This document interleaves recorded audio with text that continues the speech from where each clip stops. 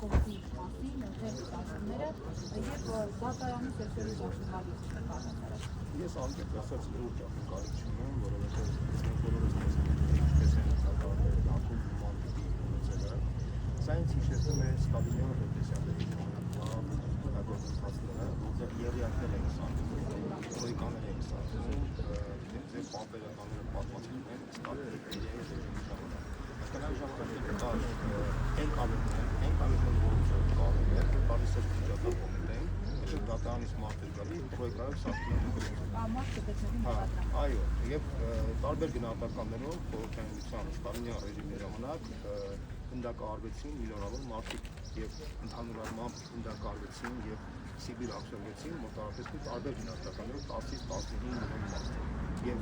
ի վերջո 1956 թվականին այդ ամենը այդ կապացանվեց և դատապարտվեց և խորհրդային աշխարհում և այն ինչ-որ կատարվեց ոչ մի պարագայում չի կարելի դա կտանքոտվելու Հայաստանը։ Նույնը կարելի ասել հիտլերյան Գերմանիա, եթե հիշում եք նացիստական կուսակցությունը երբ գալիս էր փոխնական իշխանության, ինչ արեց 33 թվականին մարտի 5-ին պետք է անցկացվեն ընտրությունները, ամենա ինչ-որ առաջ փետրվարի 25-ին Ռեյքստագը ներկայացվեց և քշեցին այդ ռեժիմական խնդիրը դեպքը կոմունիստների վրա և մեկ օր անց արգելվեց կոմունիստական կուսակցությունը, որը ազդեց ընտրությունների արդյունքների վրա։ Մոլդովական սցենարներ ոչ վաղ անցել, դուք ընդհանուր տեսնում եք։ Միանշանակ ընդամենը 6 ամիս անց Գերմանիան հայտարարվեց, որ բացի նացիստական կուսակցությունից այլ կուսակցություն պետք է չլինի։ Հիմա տեսեք, մենք 21-րդ դարում ենք ապրում, բնականաբար այդ կուսակցության հնարավորություն այն պատճառով, ինչպես որ եղավ հիտլերյան Գերմանիայում, բայց ուշադրություն դարձրեք Նիկոլ Փաշինյանի հռետորաբանությունը։ Իր տեսակետից երեք նախագահների պետք է հնդակահարել, սատկեցնել։ Ես ուղղակի ուշադրություն դարձնեմ Հայաստանում ԵՄ-ի ներկայացուցին, Ֆրանսիայի դեսպանին և մնացած հետագա դիվանագիտական ներկայացուցիչներին և միջազգային իրավապաշտպան կառույցներին։ Երեք նախկին նախագահների պետք է սատկեցնել, հնդակահարել։ Սամվել Կարապետյանին և Գագիկ Սարոյանին պետք է հնդակահարել։ Վազգեն Մանուկյանն ու Ռաֆիկ Հովհաննիսյանը շայկան, բանդային հանցայիններին պետք է բնականաբար ձերբակալել։ Ցույց տվեք մի այլ գործիչ կամ կուսակցություն, որի նկատմամբ Նիկոլ Փաշինյանը դիտարկվում է որպես քաղաքական մրցակից։ Իր տեսակետից, բացի իր նեղ խմբակից, մնացած բոլորը կամ բանդիտներ են, կամ մարդասպաններ են, կամ հանցագործներ են, կամ թալանչիներ են, մնացածները։ Ավելին, այս ընտրապայքարի ժամանակ մենք առաջին անգամ հանդիպեցինք դեպքի, երբ որ ինքը արդեն շարքային քաղաքացիություն ասում է, որ դուք կաշառված եք օլիգարխիայի ներկայացուցիչների անունով։ Սա ցույց է տալիս այս մարդու մտածողությունն ու բառապաշարը, պատկերացումները։ Տրամաբանական էր, որ քանի որ իրեն հասարակության 25%-ը գնահատում է որպես Թուրքիայի ուղղակի գործակալ։ Որ տվյալներն եք դուք ներկայացնում։ Տարբեր սոցիոլոգիական տվյալներ կան, որ 25%-ը այդպես է մտածում։ 40-45%-ը իմպերատիվ պահանջում է իր հերացում իշխանությունից և մոտ 60-65%-ը պատրաստ է դեմ քվեարկել հասկանալի պատճառներով ինքը վախերի մեջ է ապրում։ Իսկ դաջված է իր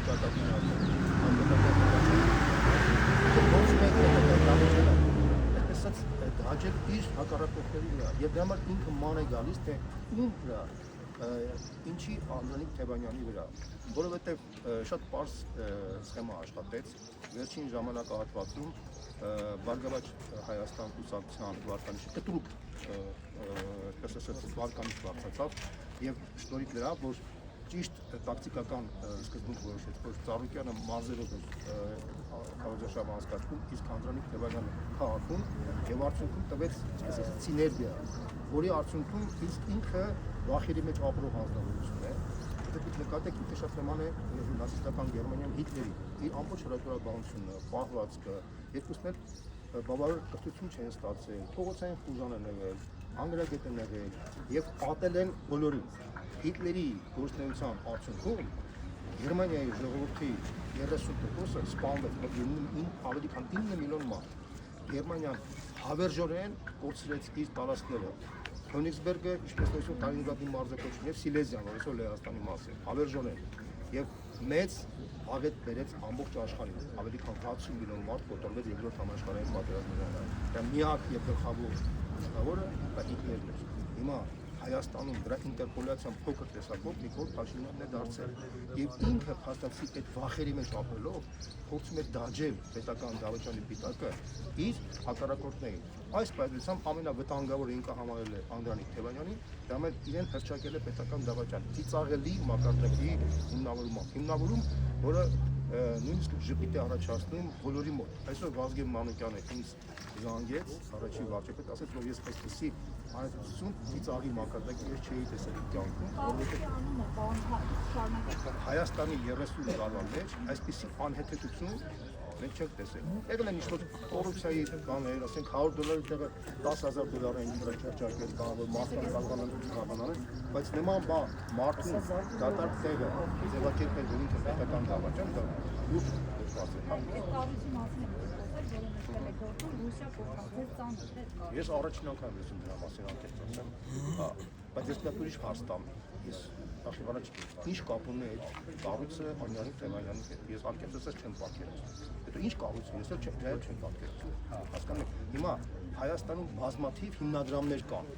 բազմաթիվ արևմտյան, ցավոք սրտի ռուսական հիմնադրամներ չկան, դա իրենց թերությունն է, բայց դա առանձին խնդիր է։ Արևմտյան հիմնադրամները, որ փող են տալիս, մարդիկ աշխատում են, չէ՞, ցանկացած մարդու կարելի է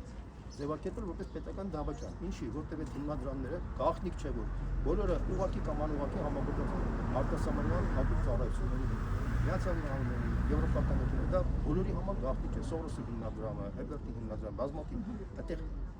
աշխարհում դա նույնիսկ թափանցիկ մակարդակով է հաճախված դա։ Հիմա ցանկացած մարդ, ով ստացել է այդպիսի բան, անուղղակի կարելի է այդ մարդուն մեղադրել պետական դավաճանության։ Բայց շրջանակներ կան կոնկրետ, որ Թևանյանին այնպես ռուսական արտադրության քաղաքական դերեր։ Տեսեք, դա պայմանավորված է այն հանգամանքով, որ Անդրանիկ Թևանյանը այն գործիչներից է, որ հստակ հայտարարում է, որ ինքը Հայաստանը պետք է մնա ԵԱՏՄ-ի կազմում, միաժամանակ պետք է փորձի բարելավել հարաբերությունները ԵՄ երկրների հետ, արևմտյան երկրների հետ, Միացյալ Նահանգների, հատկապես Տրամպի իշխանության կառույցները։ Անդրանիկ Թևանյանը միշտ եղել է, այսպես ասած, ռազմավարության քաղաքացիական կողմնակից, բայց անկյունաքարը անվտանգության համարել է դեպքում Ռուսաստանը, բայց այդպես է մտածել Հայաստանի բոլոր 3 նախագահները։ 3 նախագահներն այդ գիստն են արել։ Անդրանիկ Թևանյանը 3 նախագահների քաղաքական դիրքորոշման կողմնակիցներ են։ Եթե հիմա եթե մենք համարենք իրեն պրոռուսական, ապա պետք է պրոռուսական համարենք առաջին, երկրորդ եւ երրորդ նախագահները։ Սա է խնդիրը։ Ավելին կարող եմ ասել, Նիկոլ Փաշինյանը 10 թվականից հետո որ իշխանությունը շարունակել է, ինքը արտաքին քաղաքացիական վեկտորի մեջ ֆորմալ տեսակետից ոչինչ չի փոխել։ Ֆորմալ իմաստով այդ տեսակետից հնարավոր չի մարդուն մեղադրել մի բանի մեջ, երբ որ 3 նախագահները նույն գիծն են տարել։ Ինքն էլ ըստ էության շարունակել է նույն, ավելին կարող եմ ասել, ինքը ստորագրել նոյեմբերի 9-ի համաձայնագիրը, որը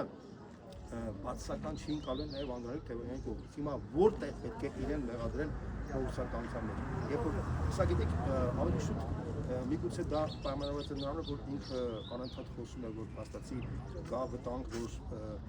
Ռուսաստանի դերի ազդեցության նվազման արդյունքում կարող է մեծանալ Թուրքիայի Ադրբեջանի ազդեցությունը, բայց դա մասին խոսում են եւ առաջին նախագահը, երրորդ նախագահը եւ երրորդ նախագահը բոլորը։ Հիմա հարց տամ դուք այդ դիրույթից ցույց տվեք մի դետալ, որտեղ Անդրանիկ Թևանյանի դիրքորոշումը տարբերվում է այդ մարդկանց դիրքորոշումից։ Եթե դուք ցույց տաք մի դետալ, որ տարբերություն լինի, ես կասեմ, որ դուք համպես համաձայն եք իրեն կարելի է համարել պրովոկատոր։ Չկա այդպեսի բան։ Եթե ինքը հանդիպել է, ասենք, չգիտեմ, ի բանի հետ են բանի որ բաներ են հասկացնում Լազարևյան ակումբի անդամների հետ, բայց Զատուրինի, հա, Զատուրինի հետ հանդիպել դա պետական հանցագործություն է։ Ես պատմիչ հարց տամ, տեսեք Զատուրինի բանը ելքը Հայաստան արգելված է, բայց Ալիևի Էրդողանի ելքը ժամանակահատվածին արգելված չէ։ Տեսեք Ֆրանսիայում դաշնակցության ներկայացուցիչներից մեկի ելքը արգելված է, բայց ցանկացած մարդ, գործիչ, որը ասենք Հայաստանի հանդեպ բացասական դրամատուրգիա ունի, արգելված չէ։ Զելենսկու բանը այսպես այցը ուրիշ կողմից, երբ որ Ուկրաինան 30 տարի ընթացքում աջակցել է Ադրբեջանին եւ Շնորհավորում եմ։ Մի հարց եմ ուզում տամ, այս պայմաններում, եթե մարդը ողջունում է այն մարդկանց, ովքեր որ Հայաստանի պետության շահի դեմ են եղել, եւ դատապարտում է այն մարդկանց, ովքեր որ Հայաստանին աջակցել են, այդ մարդուն ինչպես կարելի է բնութագրել։ 25%-ը բնութագրում են այն, ինչ որ ես ասացի։ Ես ձեռնպայ եմ մնում նման տիպի գնահատականներից, որտեղ ես համարում եմ, որ ես ինքս իմ պապս 37 թվականի զոհ եմ։ Եվ ես գիտեմ, որ եթե դու մարդուն հեղադրես նման կանգավոր բանի մեջ, դա հետագայում կարող է գնալ եւ ստեյցան ուղղակի ընդլայնել եւ մեծ մարդիկ կարող մեծ քանակով մարդիկ անեն ռեպրեսիան ենթարկել։ Ինձ անձամբ իմ մոտիկ մարդիկ, ընդդիմության մեղադրում են, որ ես շատ ավելի մեղմ եմ տրամադրված, որտեղ ես ասում եմ, որ պետք է իսկապես ՀՊ-ի շարքային միջին դասի այդուններ, նույնիսկ ինչ-որ մի զանգվածի պետք է թույլ տալ, որ իրենք ինտեգրվեն հասարակության մեջ։ Եվ մեր իմ դիրքորոշումը, իմ մոտիկ ընկերների դիրքորոշումը, նույն Անդրանիկ Թևանյանը, նույն Գագիկ Ծառուկյանը, իրենց ելույթների ժամանակ այդ շեշտադրումը մի քիչ տարբերվել է մյուսներից, որի համար միգուցե կողքից քննադատվել են, որ ավելի մեղմ են տրամադրվել։ Այո, մենք